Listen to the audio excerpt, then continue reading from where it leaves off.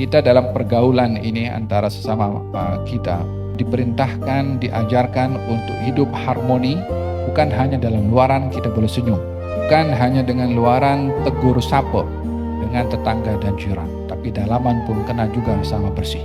Senyum di mulut, senyum di hati. Jangan senyum dengan jiran di mulut kita maki di dalam.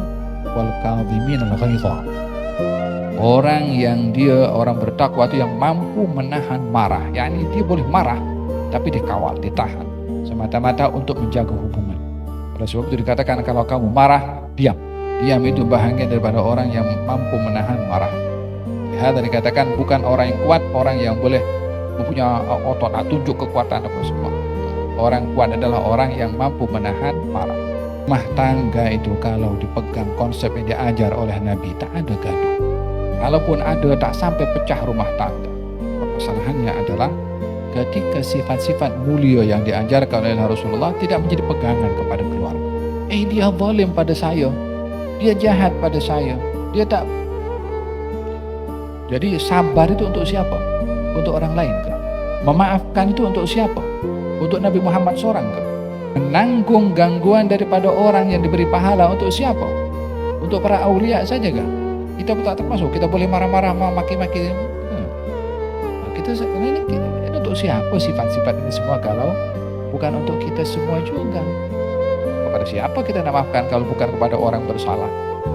Kalau salahnya banyak kali, maafnya banyak kali juga. Kita bukan Nabi, lalu sifatnya untuk Nabi seorang ke? Akui saja saya lemah, saya tak mampu. Daripada kita juga mencari alasan untuk memperbetulkan sikap. Kalau kita menyadari kita lemah, usahakan supaya kita mampu. Manusia ini kelemahannya pada dirinya sendiri. Problem yang paling besar pada manusia adalah dirinya sendiri. Dia kalau boleh deal dengan dirinya sendiri, boleh settle dengan orang lain. Tapi untuk settle dengan dirinya, dia kena settle dirinya dengan Allah Ta'ala. Yang lain ini kemudian. Aslih bainaka wa bainallah, aslahakallah bainaka wa baina khalqillah. Perbaiki, perbetulkan hubunganmu dengan Allah. Allah akan perbetulkan hubungan kamu dengan semua makhluknya Allah. Dalam sifat sombong ini ada beberapa bahagian. Yang paling berbahaya adalah orang kalau sombong dengan agama. Orang yang sombong dengan ilmu. Orang yang sombong dengan akhlak. Dengan hal yang terkait dengan agama. Berbandingan orang sombong dengan hartanya. Kalau orang sombong dengan pangkat. Yang paling berbahaya, orang sombong dengan ilmunya, dengan agamanya, dengan ibadahnya. Bila orang merendahkan orang lain karena ibadahnya lebih baik daripada orang itu, ini sombong yang paling teruk. Hatta kita banyak ibadah. Kita diperintahkan banyak beribadah bukan untuk menyombongkan diri, tapi untuk merendahkan diri.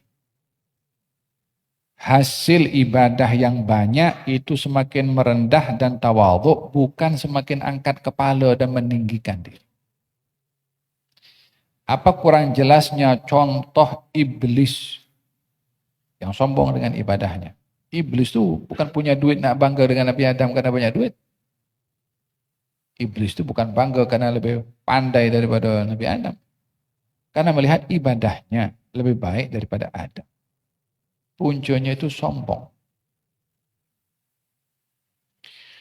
Walihada di dalam hadis Nabi Muhammad SAW ketika diceritakan tentang seorang bernama Dzul Khuwaisirah.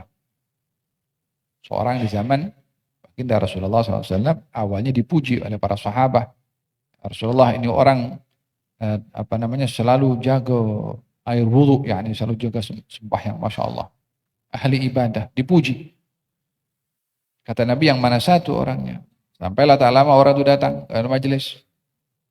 Ketika dia datang dalam majelis, kata baginda Rasulullah SAW, sahabat mengatakan, ya Rasulullah, inilah yang kami ceritakan tadi. Kata Nabi, aku nampak kesan tamparan syaitan pada muka orang ini.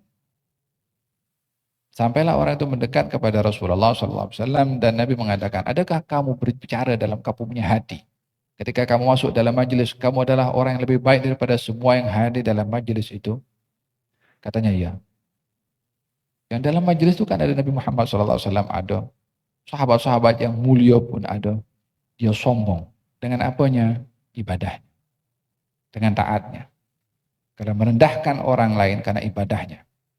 Menganggap diri lebih baik daripada orang lain karena ibadahnya. Tidak dijadikan ibadah yang ia lakukan sebagai satu anugerah dari Allah untuk dia bersyukur, dan semakin dia merendahkan diri ketika dia menjadi orang yang banyak beribadah kepada Allah Subhanahu wa taala. Kata Nabi, oleh sebab itu aku nampak kesan tamparan syaitan pada muka kamu. Yani apa kiasan tamparan syaitan? Itu bukan ada syaitan pergi tampar muka dia. Ya, ini sifat yang ada pada dia itu sama dengan sifat yang ada pada iblis ketika melihat dirinya lebih baik daripada Adam. Karena iblis dilihat lebih banyak beribadah, Adam belum lagi beribadah. Sombong dengan ibadahnya.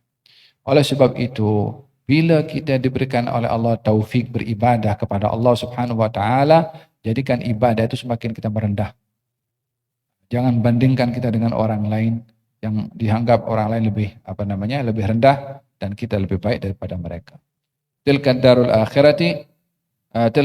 akhiratu naj'aluha lil ladzina la yuriduna 'uluwan fil ardi wala fasadan wal 'aqibatu lil muttaqin. Kemudian di antara sifat sombong, ada kalanya sombong itu dalam hati seperti tadi, atau diungkapkan dalam bentuk penampilan atau raut wajah. Katanya wala tusair khaddaka linnas. Kamu jangan tunjukkan wajah kamu sombong pada orang. Wala tamshi fil ardi maraha. Kamu jangan jalan di atas muka bumi sombong. Orang dahulu kalau berjalan itu sombong dengan tunjuk gagah macam itu. Kalau sekarang mungkin dengan keretanya, wala dengan motosikalnya, wala dengan apa sajalah. Karena berjalan tuh bukan semestinya berjalan kaki. Kalau dulu berjalan kaki boleh, bukan naik kuda, bukan naik onta, atau naik keledai. Sekarang mungkin naik macam-macam lah. Tak boleh ke kita naik kereta-kereta mewah? Boleh. Yang tak boleh sombong.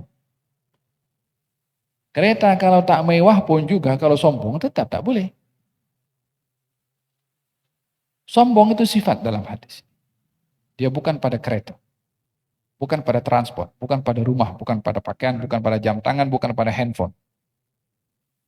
Sombong itu pada sifat dalam itu. Ada orang naik kereta atau beli kereta. Dia beli kereta yang murah, second hand atau third hand. Tujuannya supaya orang tahu kalau aku tawadhu. Sama saja bro. Nawaitu. Anda berinteraksi dengan yang maha mengetahui subhanahu wa ta'ala. Orang nih yang kita nak tunjuk tawadhu dua profil ke, apa mereka boleh buat? Ujung paling pun juga, Masya Allah, itu je. Lepas itu apa dia boleh buat? Yang akan menghakimi dia siapa? Bukan orang yang diharapkan pujian atau apapun respon dan reaksi, khususnya daripada netizen sekarang. Itu low profile lah, dia punya kereta second hand. Sombong itu bukan pada ukuran zahirnya, sifat yang ada di dalam. Orang pakai kereta mewah, dia memang suka kereta itu, dia mampu. Dia tak ada nak tunjuk-tunjuk pada orang, tak membazir. Silakan saja. Selagi tidak membazir, selagi dia tidak melampaui batas, selagi dia tidak melebihi daripada kewajaran, yang tak boleh sombong. Walihada, dalam hadis ini kan disebutkan katanya, ketika ada orang mengatakan, ya Rasulullah, kalau saya berpakaian, saya suka dengan pakaian yang cantik, yang bersih, yang saya pun perhati pada pakaian saya, jenis tali yang menutupi kaki saya pada selipar. Ya, ini punya concern. Sampai kepada tali selipar itu diperhati. Adakah itu sombong? Kata Nabi, sombong itu merendahkan orang lain dan menolak kebenaran. Bukan pada pakaian, bukan pada apa, sifat yang ada dalam hati seseorang. Wala tusair khaddaka linnas. Kamu jangan tunjuk wajah kamu kepada orang sombong. Bercakap dengan orang, ini orang siapa? Nah, dia orang miskin. Oh, tak pandang dia, sombong. Kenapa palingkan wajah dengan merendahkan orang yang berbicara? Coba kalian berbicara orang berduit. Wih, fokus. Padahal orang cakap dia biasa aja. Tapi karena dia membezakan antara yang berduit dan yang tidak, hati ini dipandang oleh Allah Ta'ala. Faham tuh? Jadi ramai orang jadi hipokrit dengan dirinya sendiri. Kalau kata baginda Rasulullah SAW, ada orang lalu. Kata Nabi SAW, ma taqulu fi hadha? Yang dalam hadis yang sebelumnya kan? Bukan. Ada satu orang lalu. Kata Nabi SAW, bagaimana pendapat kamu tentang orang ini? Ya Rasulullah, ini orang kalau datang merisik kepada anak orang, takkan diterima. Kalau bercakap, tak ada orang yang dengar. Kalau dia menjadi orang tengah untuk mendamaikan atau untuk membawa kebaikan, orang pun tak pandang kepada dia. Kemudian tak lama datang satu orang lagi. Lalu bagaimana pendapat kamu tentang si fulan? Hanya bagus, jalannya rapi, walhasil penampilan cukup bagus. Kata sahabat, ya Rasulullah, kalau yang ini dia merisik mesti diterima. Kalau dia bercakap orang pasti dengar. Kalau dia menjadi orang tengah pada permasalahan, mesti dia akan berjaya dan akan dihormati. Kata Nabi, yang pertama lebih baik daripada yang kedua. Orang sahabat tadi kan menilai daripada luarannya. Nabi ingin beritahu dalamannya. Yang kedua yang nampak hebat apa semua, fasik. Yang pertama tadi orang baik, orang bertakwa. Cuma nasib tak memihak kepada dia untuk berpenampilan seperti yang kedua. Kemuliaan ukuran seseorang adalah pada sifatnya dalam hati, bukan pada penampilan luaran. Tilka darul akhirah naj'aluha lil ladzina la yuriduna 'uluwan fil ardi wala fasadan. Itu negeri akhirat untuk orang yang tidak suka meninggikan dirinya di hadapan orang lain. Wala tusair khaddaka linnas. Jangan kamu alihkan atau nampakkan wajah kamu sombong pada orang. Paham? Wala tamshi fil ardi maraha. Jangan kamu berjalan pun dalam keadaan sombong. Mau berjalan kaki, mau naik apa? Penampilan. Jangan tunjuk jam tangan biar nampak begaunya jam. Wala cincin, wala handphone. Jangan sombong. Orang lain pun jangan pula nih, ini pakai cincin mahal, sombong dia. Sekali lagi ukuran bukan pada luarannya.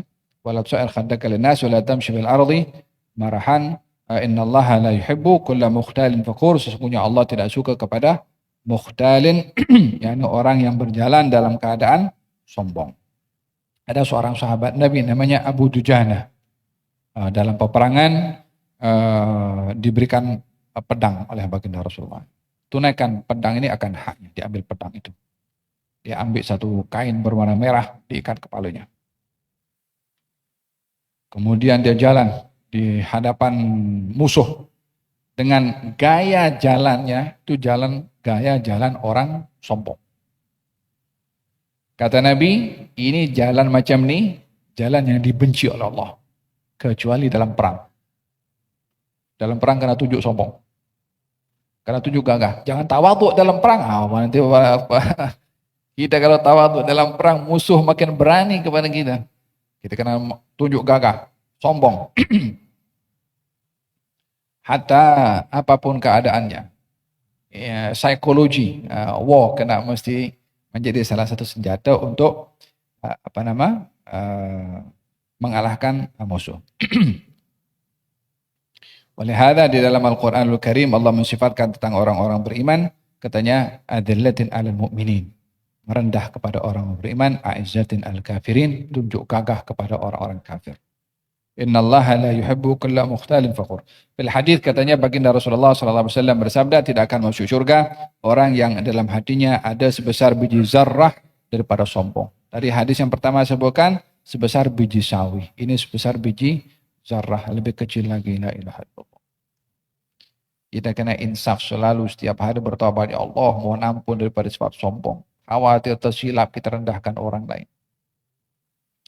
Faqala rajulun, ya Rasulullah, sesungguhnya seorang itu suka dia berpenampilan baju yang bagus. Seliparnya pun juga bagus. Adakah itu sombong? Karena berpenampilan baju yang bagus, mungkin yang mahal, kereta yang bagus mungkin, atau apapun yang, adakah itu sombong? Katanya, innallaha jamilun yuhibbul jamal. Allah itu indah, suka kepada yang indah. Kalau itu berpenampilan untuk keindahan, tanpa membazir, tanpa niat sombong, tanpa merendahkan, tanpa ia melampaui batas, sesungguhnya Allah indah dan suka kepada yang indah. Adapun sombong itu adalah menolak kebenaran dan merendahkan orang lain. Ada sombong. Ayat yang berikutnya katanya wal kadhiminal ghaidha wal 'afina 'anil nas wallahu yuhibbul muhsinin. Orang-orang yang bertakwa itu adalah orang-orang yang mampu menahan marah, yang memaafkan orang lain, dan Allah suka kepada orang-orang yang berbuat ihsan. Kita dalam pergaulan ini antara sesama kita diperintahkan, diajarkan untuk hidup harmoni, bukan hanya dalam luaran kita boleh senyum. Bukan hanya dengan luaran tegur sapa dengan tetangga dan jiran, tapi dalaman pun kena juga sama bersih. Senyum di mulut, senyum di hati. Jangan senyum dengan jiran di mulut kita maki di dalam. Oleh sebab itu diperintahkan katanya wal kadhiminal ghaidha. Orang yang dia orang bertakwa itu yang mampu menahan marah. Yakni dia boleh marah tapi dikawal, ditahan. Semata-mata untuk menjaga hubungan. Oleh sebab itu dikatakan kalau kamu marah, diam. Diam itu bahagian daripada orang yang mampu menahan marah. Oleh hal dikatakan bukan orang yang kuat, orang yang boleh mempunyai otot, tunjuk kekuatan apa semua. Orang kuat adalah orang yang mampu menahan marah.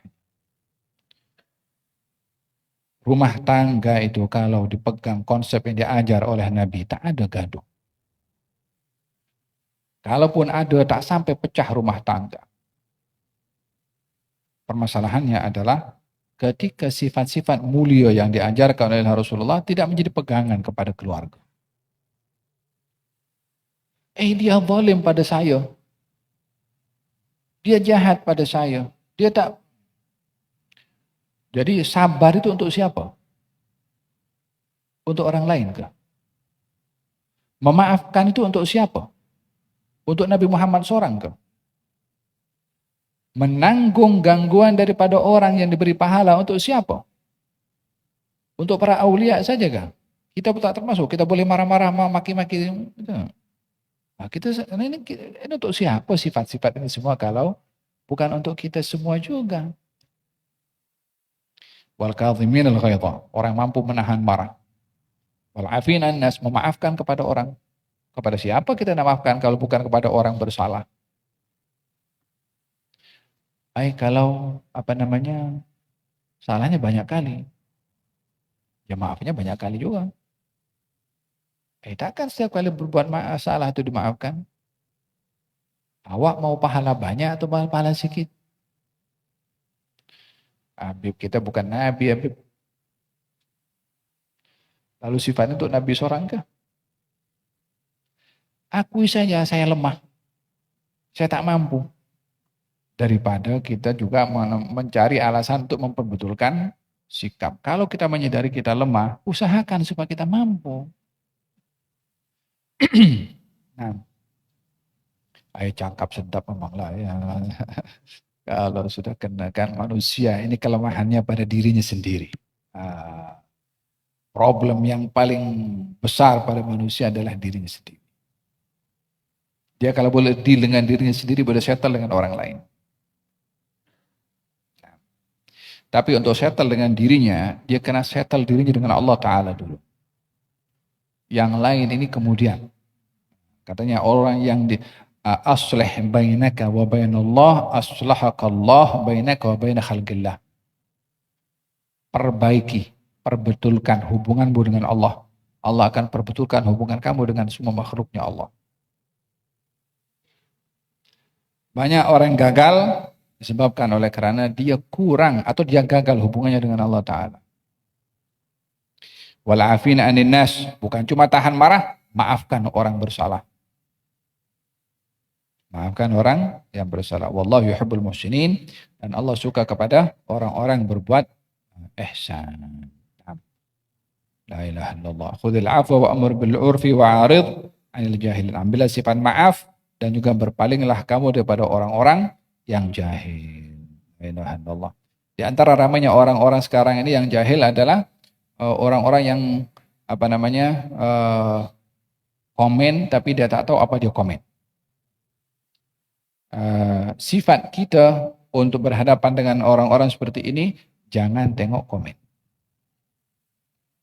Karena ini komen adalah sifat jahil, so tak perlu kita nak tengok, nak komen kepada orang yang komen. Wa'arid 'anil jahil. Kata Sayyidina Umar bin Khattab radhiyallahu anhu, didatangi oleh seorang namanya Uyainah Falhasil, salah seorang yang dia punya sifat ini agak kasar, kaku. Dia jumpa dengan Sayyidina Umar. Ditemani dengan Uthman bin Hunayf. Katanya, Amirul Mukminin, engkau ini memang kedekut. Dia tak tangguh. Dia cakap dengan Sayyidina Umar bin Khattab.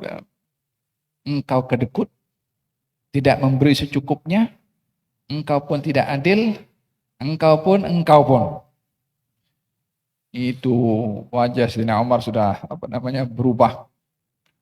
Tinggal sikit saja sudah akan terkena daripada kemarahan Sayyidina Umar bin Khattab. Melihat perubahan pada wajah Sayyidina Umar, Uthman bin Hunayf mengatakan, ya Amirul Mukminin, sesungguhnya Allah perintahkan kepada orang yang lebih baik daripada engkau, khudhil afwa wa'mur bil 'urfi wa'arid 'anil jahilin. Ambillah sifat maaf, perintahkan kepada yang baik, berpalinglah daripada orang yang bodoh. Ini orang bercakap ini orang yang bodoh, yang diperintahkan oleh Allah kepada kamu untuk berpaling, bukan melayan. Kata Sayyidina Umar, khudhil afwa wa'mur bil 'urfi wa'arid 'anil jahilin. Khudhil afwa wa'mur bil 'urfi. Diulang itu ayat-ayat, diredakan itu kemarahan Sayyidina Umar dengan bukan pengkilah, dengan Al-Quranul Karim. Merendahkan emosi, menundukkan emosi untuk tidak hanyut dengan emosi melalui Al-Quranul Karim, sampailah tenang Sayyidina Umar. Kata Imam Syafi'i mengatakan, yukallimuni as-safihu bi kulli qubhin fa akrahu an akuna lahu mujibah yazidu safahatan wa azidu izza kal'ud yazdad bil ihraqi tiba. Orang jahil, orang bodoh cakap bodoh pada aku enggan untuk melayan kebodohan itu. Dia bertambah bodoh dengan sikapnya, aku bertambah mulia dengan sikapku. Umpama kayu gahru akan nampak wangi kalau dibakar. Orang itu nak tahu sifatnya sebenarnya kalau diuji. Kalau belum diuji nampak, tawadhu dia, Masya Allah. Dia Masya Allah lalu profil. Dia pergi masjid selalu dia. Diuji sikit ketika masuk masjid ke kena halang ke wa'illa kena marah. Engkau tak tahu siapa aku ke? Khalas. Original punya sifat keluar. Faham dong? Manusia problemnya ada pada dirinya sendiri. Jadi untuk kita dapat settle dengan orang, kita kena settle dengan diri kita sendiri dulu. Faham dong? Ada khudhil afwa wa'mur bil 'urfi wa'arid 'anil jahilin. Semoga Allah Subhanahu wa taala anugerahkan kepada kita tawadhu, santun, sanggup berhadapan dengan apa saja dengan dugaan, bersedia memaafkan kepada orang, berpaling daripada sifat orang-orang jahil, dan Allah lindungi dan jauhkan kita daripada sifat sombong dan sifat ta'ajub. Amin, amin, amin.